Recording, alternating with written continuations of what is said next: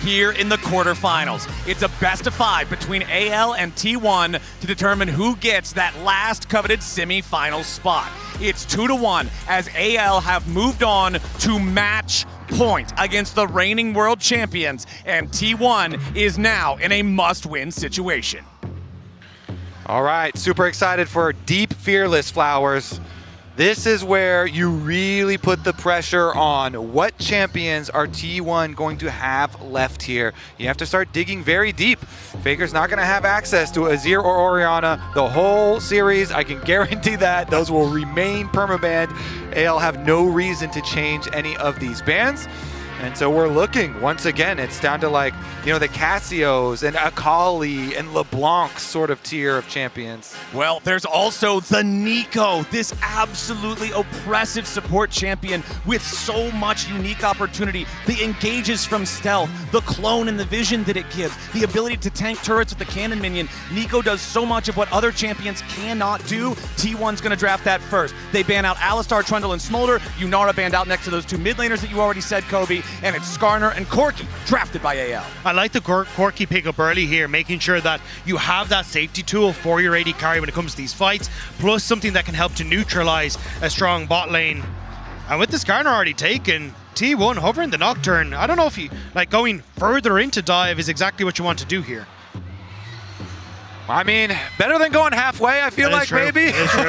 Because looking like some full dive here. Yeah, they lock it in. They're going to get the Kai'Sa. So I would assume they want to get Nocturne before the next round of bans come in, because Nocturne just pairs so well with a Nico. The engage just becomes insane. Yeah, Corki does have Valkyrie, but if you turn out the lights and you allow Nico an easier time to get in there, then the dive can just be devastating. That combo is a nasty one. The Nico ulti can already be so hard to react to from stealth, but when that vision is so restricted, it gives you such an insane engage. And speaking of engage, it looks like the final pick of the first half of the draft is going to be some engage in the bottom lane. Leona for Kael. Yeah, I'm curious now what they want to try and finish things out with, because when you know the T1 are already going to be playing heavily in towards this dive, things like the Renekton for Flandre, things that are enabled when you play into them, suddenly become very strong, which is why the Skarner, I think, is already in a fairly strong spot coming into this.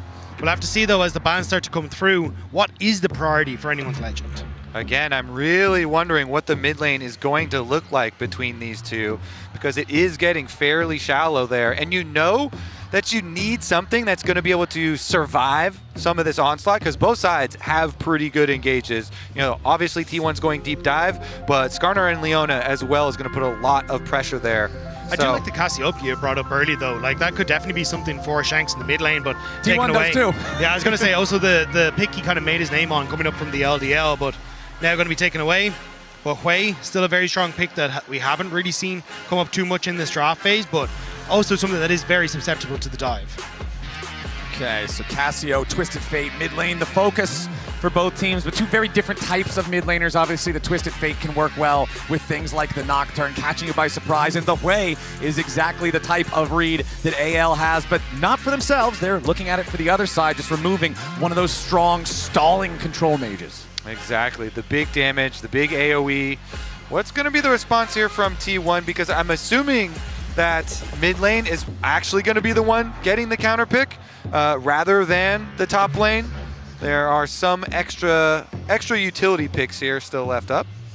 I was wondering if they're going to try and ban the Victor, something that can kind of play off that zone of control and opt in towards an early Zhonya's and try and keep yourself safe, but not going to be the case. Going to ban away the Aatrox instead, which to me says they would like to try and bait Flandre into an early Renekton pick, but you still have things like Doran that can go back towards the Gnar, so I think they'd rather keep that Aura 5 for Flandre.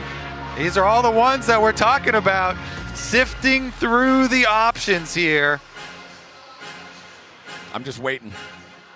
So it's funny because he started out with a Vex hover, and Vex is a viable counter pick into LeBlanc. You also think about Malzahar, you think about Lissandra as far as these deep dive combinations.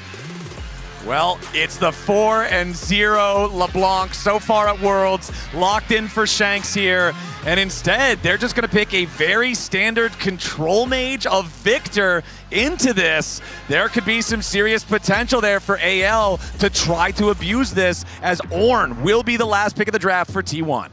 Yeah, you're setting up T1 basically to have a very strong front to back, honestly. Like, yes, you have some dive components that are in it, but the ability to just try and keep your backline safe while putting a lot of threat down with the Ornn, having that zone control with the Victor, then actually opens up for the utility of the ultimate of the Nocturne to shine more so, as you were talking about, to enable the Nico in fights. All right, we are in an elimination game for T1 at Worlds. They're putting Gumayusi on the controversial Kai'Sa pick for him. They have a lot of dive to set him up. With how the first 3 games in this series have gone, I'm expecting nothing less here in this 4th one. Ooh, the tension could not be higher here. AL are 1 game away from making history.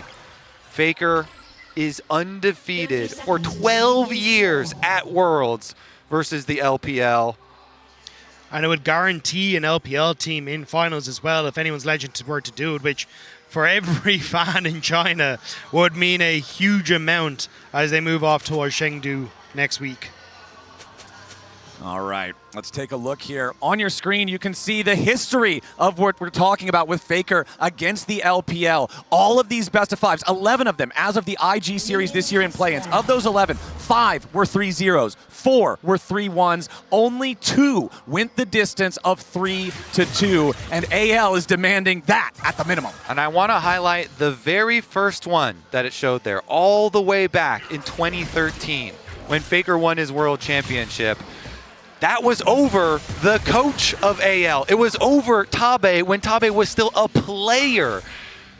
And when Tabe became a coach, BLG was up 2-1 last year in the final. Didn't quite work out. RNG was up 2-1 in 2017. Tabe played for them. And now AL up 2-1. Having to hope that Tabe can actually finally get a team that can take down T1.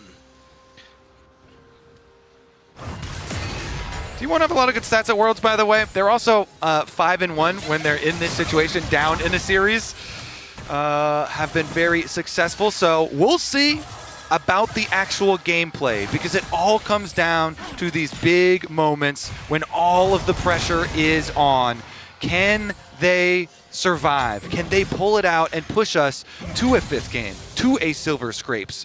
AL, I do like the attack that they have gone on in draft. The attack, the entire series here where they're whittling away at T1 champions. But Keria did get his hands on the Nico, a very dangerous one. Yeah, Nico is such a powerful champion in the meta. I feel like this champion has just been all over everywhere the entire year long for the playmaking, for the utility that it provides. Both junglers now on to their 2nd buffs. Both did start into the top side, so we'll see if they want to try to get involved with this bottom lane.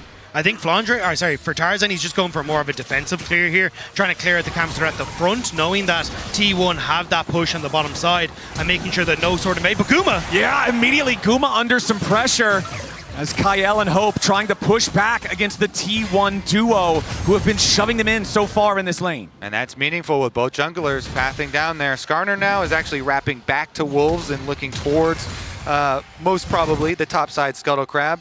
So Oner is here.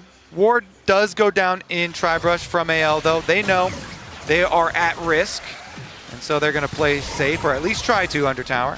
Exactly. This is so dangerous, though. Hope only at 150 HP. He doesn't have any potions left in inventory. The heal was already used by Kyle as Oner now paths through the mid lane. He already secured the bottom lane Scuttle Crab for himself, and Faker has priority and control over the mid lane with the topside Scuttle not yet claimed. Tarzan has to use Ishtal's impact to just dig through the wall backwards towards his own side of the map, and it means Oner should have total control over both Scuttle Crabs. Nice adaptation from T1, even though that trade looked decent for anyone's legend on the bottom side, but Tarzan snuck his way back in. Can he manage to get on towards Faker here? Let's see. Wants to move towards him there with the Ishtal's impact, forces the flash. Faker stays safe, but now Summoner Spell down. patience there from Tarzan and a sneaky play. We talked about how vulnerable this Victor can be. Now no flash in the early game. You constantly have to respect each distortion from the LeBlanc, looking for these trades. Faker now gonna need some extra vision. You have to call your support sometimes or your jungler to come get you at least one side to ward. Maybe Oner's gonna have to go find this Skarner, try and mark Tarzan to make sure the extra threat's not there, because neither T1 carry has their flash to evade the next gank. And honestly, the early laning phase is feeling really good for T1, despite losing those flashes on the carries. Bottom lane, it's been pressure all lane long for Gumayusi and Keria because of the advantage that you have with Neeko against a melee support. Top side, Doran's been doing great with the Ornn into the Mordekaiser pick, and he's got a CS lead for himself as well. So for AL, you're feeling the pressure to want to make some kind of a play even more than normal. But I think when you're Tarzan, that's perfectly fine. You're on the Skarner, you've got an opportunity to take really good fights, and you've got setup now, because don't forget, Shanks can distortion in, set up for the chain, follow up then from the Skarner, tear Victor away from the safety of his turret and try and set up plays there. Even on the bottom side as well, you've got the setup from Kael, and Cleanse will be back up shortly, but you've got so many different routes that this Skarner can take into the bottom side. That Oner, you can see here, needs to babysit as this wave starts to push in and make sure his bot lane doesn't get caught out. And look at the EXP difference between Oner and Tarzan. Look at the farm difference between Oner and Tarzan. Oner only needs one, maybe two more camps to get level 6 on the Nocturne and have that massive playmaking of the Paranoia. Tarzan, a lot longer to go. And even though the AL bottom lane, with their attempt at Guma's life, they got both of those summoner spells, Guma still kept up his farm. Good farm for the Kai'Sa, especially with that Nocturne providing the jungle pressure and securing the bottom side Scuttle Crab. And Oner once again patrolling between mid and bottom. Those two T1 carries relying on the extra presence there, and it has rewarded them. Yeah, Doran also level 6 was teetering down towards the mid lane in case anything kicked off, but going to make his way back up towards that top side. So T1 trying to shift to control Tarzan, which was the big focal point for the game wins that anyone Legend were able to take. I like what Guma did there, you know, going through, grouping up the minions to try and focus fire and deny one of them during the recall. It is going to be a reset after that recall, by the way. Hope going for the swap first into the top side. Landra with his level 6 on Mordekaiser comes down into the river, and that means that Oner does not have the chance to try to contest this Scuttle Crab at all. So Tarzan's going to claim that one, and now the EXP advantage that Oner had in the jungle pretty much entirely alleviated, as Tarzan will also hit level 6 as soon as he clears these Krogs. They also lost the wave on bot lane as Flandre had late reset, now TP'd into the bottom wave. So this was in the hopes that they could actually set up their Corki for success in anyone's Legend, but there's so many members on the top side of the map for T1, and they don't know Doran's here. Yeah, Doran's still there, the call of the Forge God, the Paranoia over the top. Hope tries to get away with the flash, but he's still caught up in the fear. He waits to use the cleanse. Hope locked up by the Ornn, but he gets enough distance. AL staying alive for now. Kael and Hope both get away. T1 goes in. Gumayusi with a killer instinct, but Hope still lives underneath the turret. Doran's going in with a bellows breath, and it's first blood over to Keria. Kael tries to counterattack with Zenith Blade, but he does not have what he needs. Doran now the target. Shanks doesn't hit him with a chain. He's got to try to get away as Tarzan wants to kill Doran. Shanks still in the back part of the fight. Tarzan with a 3-man impale. T1 still trying to fight as Faker arrives in. Shanks down to 150, and the blooming burst from Keria gets him. It's a 4-2 game, 8 minutes in, and T1 take the fight. And the only thing they have to pay for it is the bottom side. Mordekaiser did get left alone with this tower, but it is so good for T1. It is Guma that does not give up on the play. Even though Hope was able to escape from the Ornn ultimate, Guma says nobody's getting out of this. He ults in, he continues to play for T1, and all of T1 commit to the top side. And it nets them so much. The extra kills, the void grubs, and it's a great call from Doran to stick around to find this pick. Oner and managing to get the lockdown as well, and Kael gets hit by Keria, so can't actually get underneath this tower to protect Hope. So they're so low, and Gumayusi shotguns himself into the back line, makes sure that they can finish off these kills. And Tarzan tries his best with Shanks to bring back this play, but there's just not enough consistent DPS Tarzan doesn't have it. Shanks has to wait on his distortion cooldown, and despite the great ultimate, again, you only manage to get barely enough back on the end of it. Yeah, Tarzan is able to set up for the 2 kills back for AL. Of course, T1 very happy with this still. They get the first 3 for the feats, they get a bunch of extra gold, and they got the 2 grubs out of the 3-pack. And now we're right back into it though. Keria in some danger. Shanks misses the chain, so Keria will stay safe for now. Also did still have the flash, but the vast majority of the gold lead, it's almost a 2,000 gold lead for T1, but 1.3 thousand of that is on Gumayusi's Kai'Sa. 2-1 and 2, set up in a great spot here in game number 4. He truly is. Cole down to 45 stacks as well, and on the other side, Shanks, the one to get those 2 kills that Tarzan set up with his Skarner ultimate. This LeBlanc is going to have to do a lot of work. Especially if you can get on towards Guma again, that's going to be the main focus, but Kai'Sa is so slippery in these fights, it's going to make it incredibly difficult. And even still, having Keria move up towards his top side, protect Faker against the Fed member of AL. All that early money for the side of T1 resulting in these item completions means that Oner is going to have a very low cooldown on that Nocturne ultimate with his Hex Plate rushed here. So he can start to spam out and really apply this pressure to AL across multiple lanes. Of course, the Mordekaiser lane's not the best one to go to because, of course, he has ultimate and can remain fairly safe. But it does put more pressure onto Hope here. You know, the Corki trying to remain safe in mid lane, but he still has no flash. Shanks has no flash as well for the LeBlanc. And if Oner can just ult and apply some pressure or even hover around, he can reduce the income of those carries on the side of AL. And even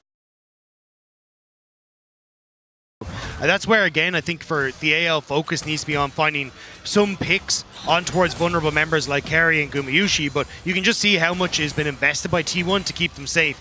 Our Oner is hovering around in this mid lane, they're setting up a ton of vision, just making sure they can spot out whatever AL is up to. And there's the Kanik Rookern for Doran as well. This is the most annoying item in the game for these AP top laners to have to deal with against a tank like Ornn. It makes his trades so much more effective into the Mordekaiser. So Flandra having to deal with that now makes it that much harder to find an opportunity to get anything against this guy. And we'll see if Flandra can get any big death rounds in the middle of a huge fight. Because not just taking out a carry or something like that, if you can remove Nico from having a Pop Blossom, if you can ult Ornn before he can use the second half of the Ornn Horn, there's a lot of playmaking opportunities there, and I think Flandra has been a core part of the wins so far for AL. Yeah, definitely going to have to at least take out one of those big engaged components. Yeah. Because if you let T1 use them all, you will get destroyed. 2.4k the gold lead here. And they just have pressure in all of their lanes. You were talking about Doran. He's just going to keep on pushing with that Kanik Rookern. Gets the pressure on top side, bottom side as well here for Faker, shoving in on the LeBlanc. Even though the LeBlanc is this champion that can go in for some scary moments, it does not have great wave clear unless you are forced to use everything on the wave itself, and then that takes away from the attack mode that you're supposed to be in. So should allow Victor easier wave control as long as you've got a Nocturne to cover you. Yeah, Oner is just providing so much safety for the lanes for the team. Yeah, and you got 50 seconds until that dragon, so resets coming through, first items completed. Like T1 feeling in a good spot. They just continue that pressure to this, the lanes and then move that over into some vision control that's already been established and continue to make it difficult for AL to set up on the objective and look for plays with Shanks or Tarzan finding a good angle of attack, and making it easier to just find picks of your own for T1. 25 seconds until the next Drake spawns. I don't think since he's purchased the Kanik Rookern, I have seen the shield break on Doran's health bar. He just goes up, he gets bonked a little bit, but now Tarzan is looking to change that around. Nice use of the Bellow's Breath, but he is pulled back by the claw from Flandra. He tries to get underneath the turret. Doran flashes away. Flandra does secure the kill, but now he's got to get away from the turret. His teammates coming up to guarantee he survives. It's AL overloading the top side, and T1 are bringing in backup, but they've already lost their top laner. It's a nice timing window from AL. Right as Dragon spawns, they go for the play, they get the kill, and sure, Faker will get some damage on the bot tower, but now they can actually reset and get back out onto the map and look to contest the Dragon. Well, I don't think it's just going to be damage on this bottom tower. It looks like it's going to be the entire turret, but that means they could try to have a teleport punish here. Flandre coming around. He did not have to use the Death Realm to get the kill onto Doran, so he still has it, but Faker backs away in time, and critically for AL, they keep that turret alive, so no feats of strength for T1. Faker trying to now move in to recontest onto the position. Dragon was started by Flandre, but will end up just being pulled out for a little second. Still waiting to see now if they can move in with no Ornhorn and no Nocturne ultimate, though. It's a little spooky for T1 to contest onto the objective. Well, looks like they are going to go ahead, seize control over the area, start this one up. AL is nearby, but the Dragon dropping down to half HP already, and AL looks to be saying that they have no interest in contesting this one. Flandre's just staying top. He has no teleport, so 1-1 now. Split Drakes between the two teams. Yeah, T1, they've got the luxury of pushing in on bottom side, and they do have the ability to dive here. Be careful. Yep, Tarzan's coming in. They want to try to stop this T1 force onto the first turret of the game. Keria over the wall is going to be pushed back as Tarzan throws a rock over there towards him. Meanwhile, topside is Flandre putting the work in on this turret to take the first one. Nice deny there on the feats of strength. Yeah, and the fact that now you get to use this wave push to move over towards the Rift Herald is going to be super nice as well. So it means T1 will have to overforce on that bottom side again, whereas Shanks can look for his reset. He has the teleport to move into position, and there's some deep wards as well on anyone Legend side, which is perfect for Shanks if he wants to TP into the fight.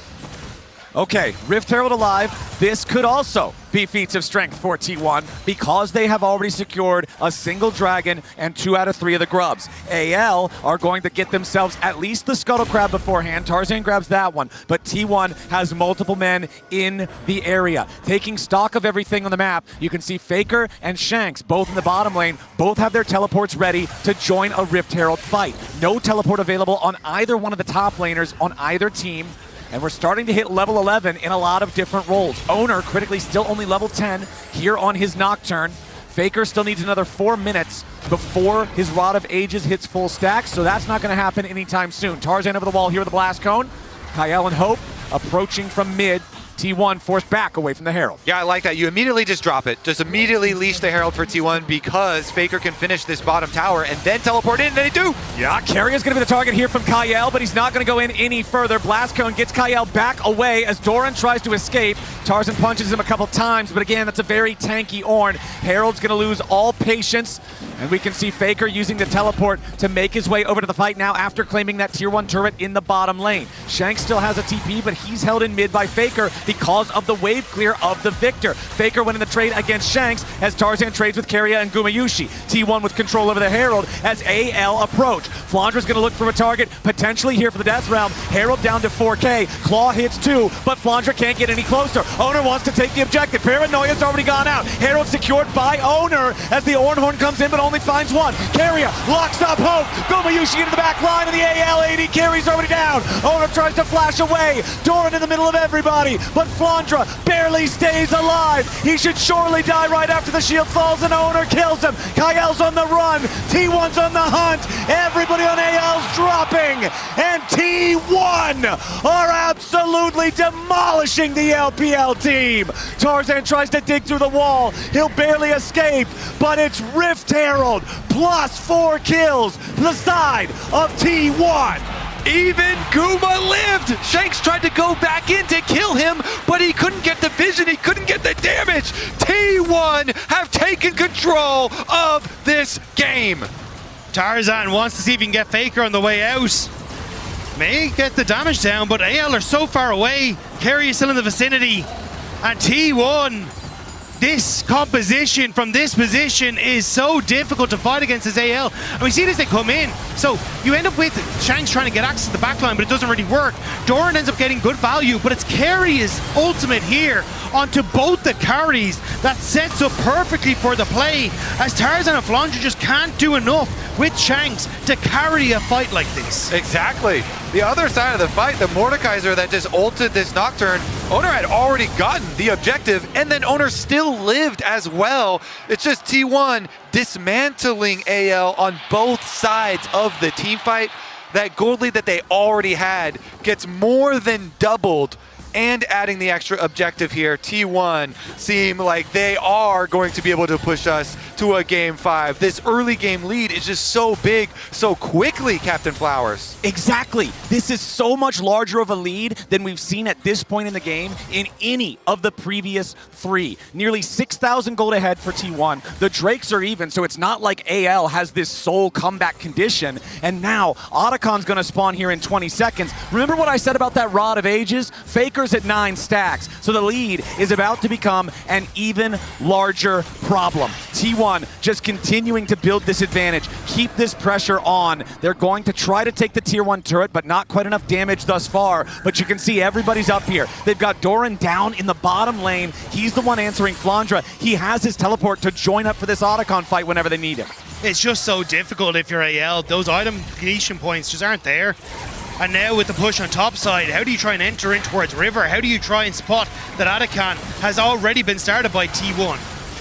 AL charged with a nearly impossible task. They are going to walk forward. They are going to see the Otacon started. They're bringing in the teleport.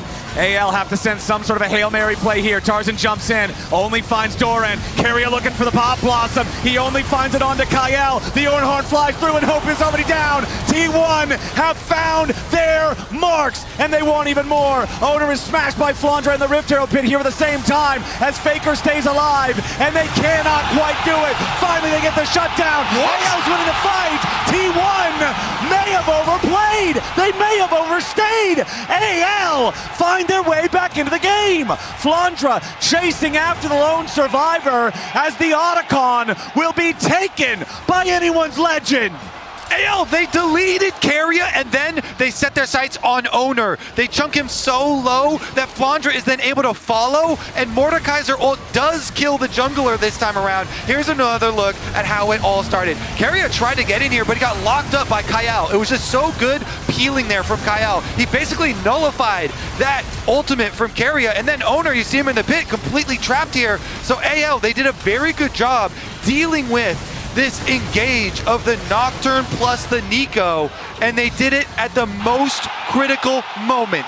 The Otacon that they claim in the aftermath. The Otacon is so dangerous. The shred that it applies to everybody on the team creates the opportunity for AL to come back into the game. 33 flowers to 8 now is about 2,000 gold's worth of adaptive force that AL has over T1. The lead that T1 had, that 5,500 gold, may as well be nullified now because of the Otacon throw. The big deal in this game is still Gumayusi with a personal 3,000 gold lead over Hope. If T1 wants to win this one, it's all Guma all the time. But that's what we just saw in that last fight, was Guma wasn't able to get into positions to do what he needed to, and then eventually it was Faker who fell with the dive in the back line, and Shanks was able to finish off Guma. Like, there is so much damage, even from the beefcakes now on Anyone Legend, that you need to deal with everyone.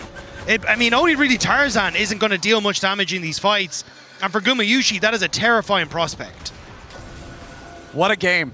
This one, the one where we finally thought that we were having a game that felt one-sided instead of close the whole time. And you can see there on the stats, that plummet of the gold difference so far here in the game 4. Just such a critical fight to play out like that. And so many eyes been on Kyle here. Such a young player. And performing that well in a critical moment, they have to win that fight. And they peel the Nico, they kill the Nocturne, they push back. The beefcakes, as you said, looking good, Dagda. I have to see if they can continue it, because still, even though AL won the fight, T1 still finding their pressure in the lane, still pushing the waves in. Yeah. And it's Anyone's Legend trying to hold and bunker down in towards these choke points to deny T1 any sort of deeper access in towards the vision, that control that they need. Also, flashes starting to come up crucially for people like Keria, making him a little bit more vulnerable in these upcoming fights. Taking a stock of where we are with levels, Flandra about a level up over Doran, Tarzan 2 levels up over Oner, about to just be 1 because Oner nearly level 13. Faker 1 level up over Shanks because of that Rod of Ages we were already talking about. Hope almost has his Muramana fully stacked up here on the Corki. 24 minutes in, that feels very, very late, and it has been a very tough game for Hope. 0-3-2 on the Corki. Gumayusi has been going after him nonstop. Yeah, certainly has. All right, let's take another look at this, though. Top tower's so low.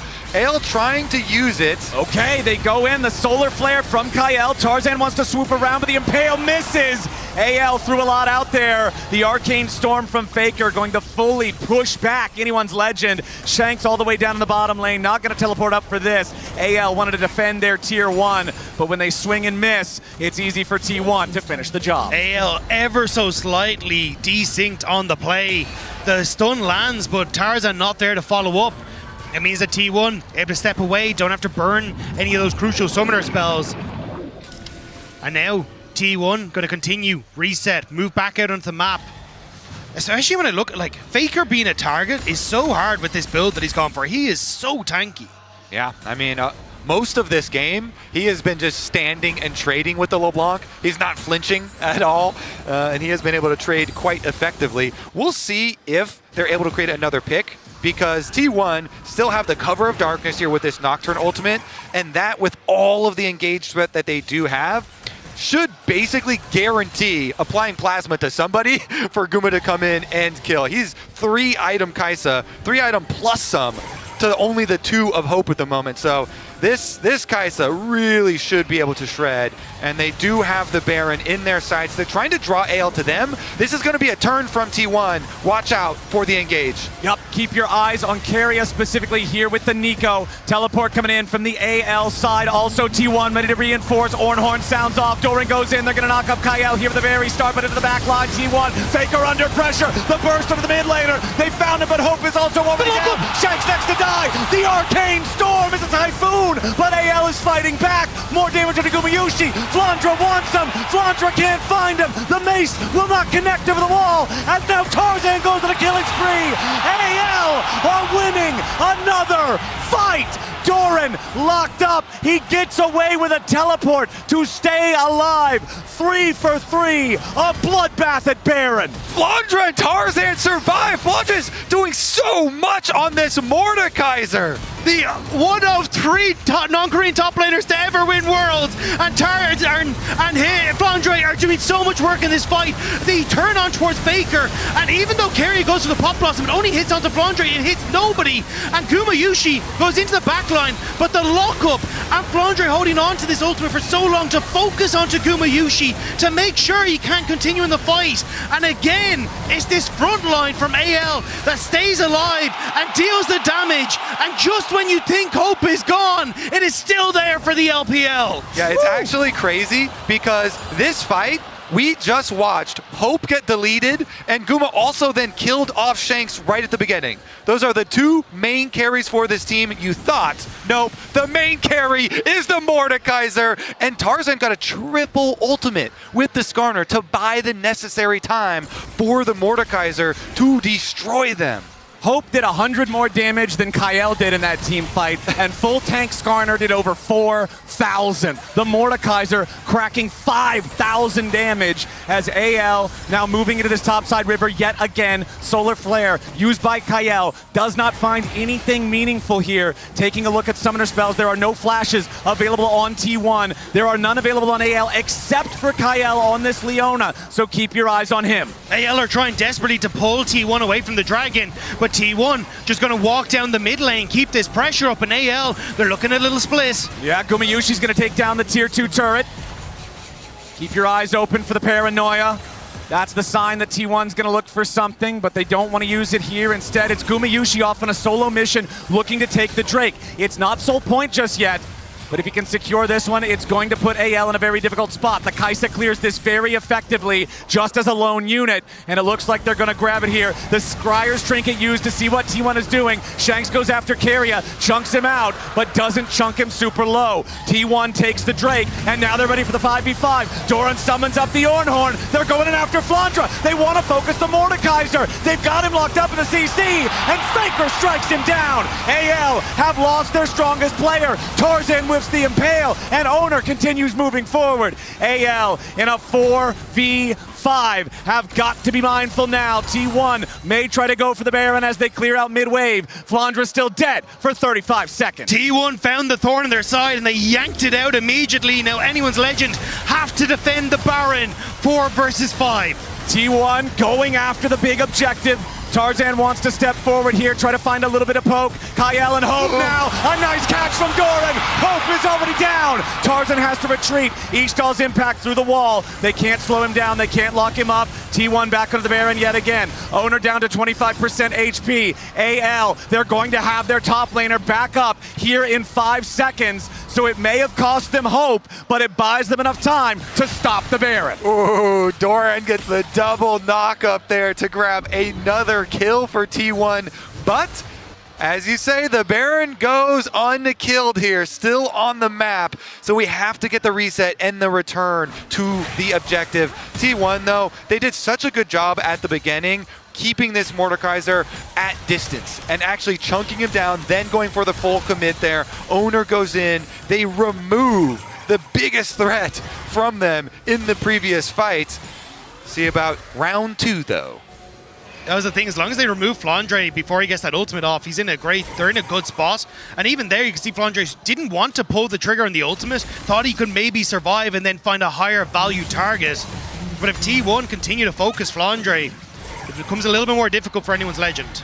And good lord, Gumayusi, man, 5,000 gold ahead. He has almost 2 fully completed items up over Hope. He only has 1 slot left to build into, while Hope doesn't even have 3 fully finished big items. You can see Seeker's Arm Guard also fully completed now for Faker, in case he is the one who's attempted to be focused down with the big burst like we saw in the previous big team fight. This one is way closer than I thought it was ever going to be when we saw a 5,000 gold lead at 19 minutes. And we are also at Soul Point, 2.5 minutes here for T1. T1 returning to the Baron though once again. They're looking to draw AL in. All right, AL ready to try to stop him, but Gumayusi kills this objective very quickly. TP coming in from AL. Keria on the flank, off to the right, ready for the pincer attack. T1 gonna pull off the Baron. They do not want to allow it to get low enough for Tarzan to try to steal. Doran jumps in, knocks Kyle up into the air. Shanks going in after Keria, wants to stop him. Horn through the middle of the fight, and once again, Flandra's gonna get focused, but he is not dead. Big impale from Tarzan. A lot of damage comes through. Keria dies before the Pop Blossom. Flandra in a little bit of trouble now, but he's still fighting. The shield keeps him alive, but T1 is too strong. AL running now. They've lost 2. T1 have only lost their support. It's both supports down. Flandra, the extra man dead, means T1 win the fight. Yeah, they melt the front line. Shanks is actually creeping around, but there's not much he can get. He's looking for an angle onto Guma. If he can find Gumayusi, that's the angle. That's the only way to win it, and there he goes! Shanks with the hero play as Hope tries to escape from Doran, but the Bellows breath takes him down. Tarzan wants to get away from Oner, from Faker. He can't quite get there. He's feared up. Shanks nearly kills off Oner, but a beautiful spell shield keeps him alive. Shanks is trapped inside the gravity field, and Faker takes him down. Tarzan on the run. He's the only one left alive from the original fight. Kyle has finally respawned. Faker and Doran are going to continue the chase now. If they can get a delayed kill on this jungler, they can almost guarantee themselves either a soul or a Baron, and that's exactly what they're doing. Tarzan will not be allowed to dig through the wall. The Arcane Storm silences him as he tries. Faker's gonna recall, and T1, the enemy jungler, dead for 45. The Drake spawning in 30. Take another look. Let's take a look, Flowers. Indeed, Guma, he's over here, and Shanks sees him, goes right up into his face, bursts him for the shutdown, but they are able to turn it around. Faker here is so tanky with his tanky Victor build, under no threat from Hope, and Doran is able to finish the job, take down the Corki. And we're back to live. It's Baron that it started for T1. They're trying to burst it down. Kyle has the smite, but there is nothing that he can do to get into the pit. Exactly. It's free Baron for the side of T1. It's still 10 seconds before Tarzan is back on the rift, and look at Faker's position. He's already in the bottom side river, making sure that AL isn't trying to sneak the Drake early. Baron plus Soul plus 7,000 gold lead for T1 has to spell victory, and that's exactly what they're looking to do. The Mountain Soul belongs to T1 34 minutes in. It's a MasterCard price this moment is T1. Pick up the Mountain Soul, and that mountain feels insurmountable for anyone's legend right now. They've had their moments, and they have fought damn hard in this game. But now T1 will march on the Nexus and march towards a potential Game 5 here. Yeah, honestly, I think a Mountain Dragon does seal it for T1. How is a LeBlanc supposed to burst through all this extra durability on these T1 members? It's going to be very, very difficult. There is also a Skarner flanking on Vision. Tarzan's just going to keep going, though, because hell no, they don't have a lot of good angles to go for in the first place. Oner level 16, maximum range paranoia, so he knows he can join any bottom lane fight from the mid lane.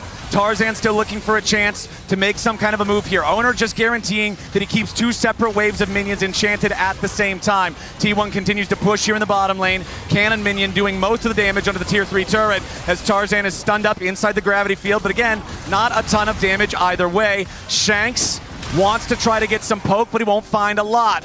Hope on this Corki still hopelessly behind this entire game. Nearly 6,000 gold lead for Gumayusi as AL try to keep defending, but it is the health bars of the tier 3 turrets slowly whittling away to the Baron empowered minions. Kael on the side of the terrain here in bottom lane looking for what might be AL's final desperate chance to stay in this game. Doran continues playing the point man here for the T1 side as another wave crashes into the tier 3 turret. A little bit more damage onto Tarzan, but it's not a lot. They don't need a lot, they just need time to chip away at these tier 3s. Doran with a bellows breath to get through the claw. Flandra loses half his HP. The Mordekaiser's gonna be your target. Here goes the Ornhorn. They knock Flandra up into the air, but again, nobody under serious threat. Tarzan with an impale onto one, but he's about to die. He flashes away. Guma flashes in.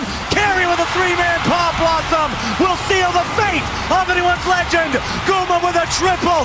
Guma with a quadra. Only Flandra stands. Gumayusi finally dies, but AL will die with him. T1 will not go quietly. They will force down the Nexus turrets. They will move to the Nexus, and they will take us to Silver Scrapes.